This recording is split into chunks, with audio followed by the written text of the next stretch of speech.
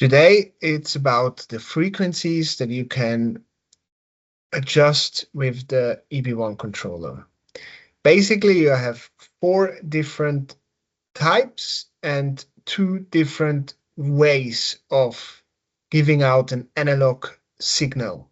We have a 0 to 10 volt, and we have a 4 or 0 to 20 milliamps output.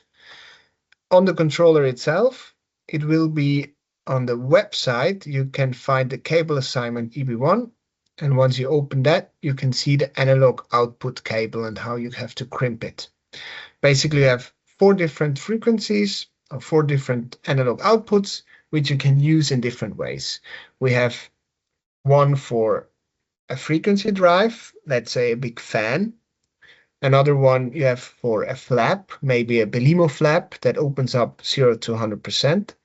And then you have a heating and a cooling with continuously regulating valves.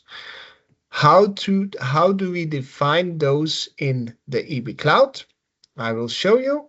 I have already prepared 4 different relays. One's for the fan, which is just a static relay that you can activate or not activate. I will make the fan activated during the drying.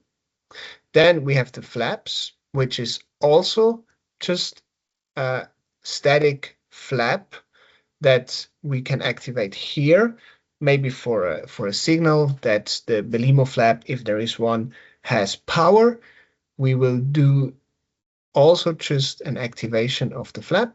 And then we have a heating. The heating has to be activated as a heating with a proportional control A or B. Once that is activated, you will always have a signal on the analog output of the heating.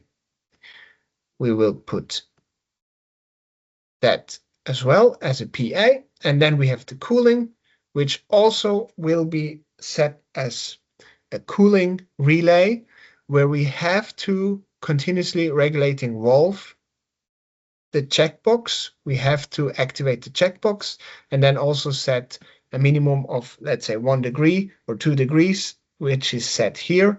That means that if you're over 2 degrees away from the set point, the valve will open 100%. As soon as it closes in, it will actually close itself. So this will be a proportional cooling. We have to activate this as well. And then in the drying process itself, we can simply activate analog output 1 and analog output 2. We can save the draft and we can publish it and then put it on the controller. Once we have that version of the software on the controller, we can simply go into an empty program. We use drying, the new process that we defined in the EBCloud. And we can see that we have a possibility to set frequency 1, which I will now set to 90%.